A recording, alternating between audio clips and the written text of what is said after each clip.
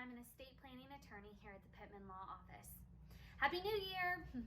Now, as we move forward into this new year, we encourage you to revisit your estate planning documents.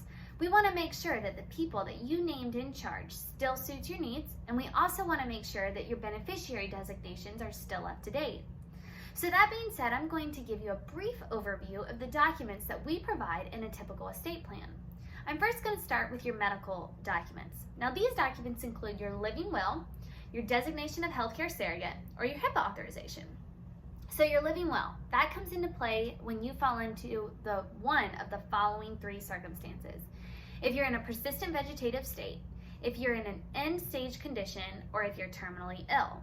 Now, you have to have two doctors that agree that you fall into one of those conditions, and there has to be no chance of recovery.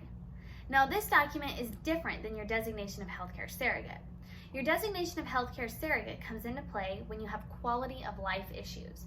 For instance, if you have dementia and you need a feeding tube, or what type of medicine you want, what type of treatment you're willing to take, or what facility you would want to go to if you could make that decision yourself.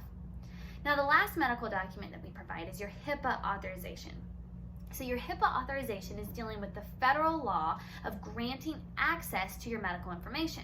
So we could list a couple people on this document, and it doesn't matter which order I list them in because it gives them no power to make any decision. It just grants them access to your medical information. So that covers your medical documents. But we also provide a document that covers your day-to-day finances. Now, this is your durable power of attorney. So your durable power of attorney becomes effective when you sign it. It lives with you through incapacity, but it dies with you. Now, this document grants your agent is the person that you name to be in charge, access to all your finances. They're able to sign a credit card, sign a check, deposit a check, deal with the IRS, deal with Medicaid and Medicare, deal with all of your day-to-day financing issues. So, after we deal with your medical information and your finances, there are two other major documents that we deal with. It all depends on which circumstances you're dealing with in your life. So we have a last will and testament, or we have a revocable living trust.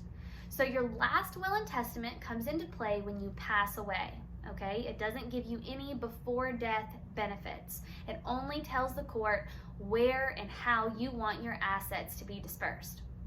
But a revocable living trust, that's different.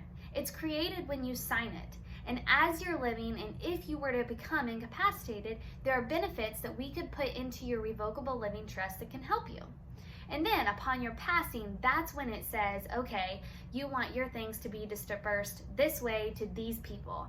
It allows you to hold on to your money for a little bit longer, to say that you might not want your grandkids to get money until they're 25 or 30, and you're able to do that. You're not able to do that with a last will and testament. But thank you for listening today, and if you have any questions, please don't hesitate to reach out to the Pittman Law Office. Thank you.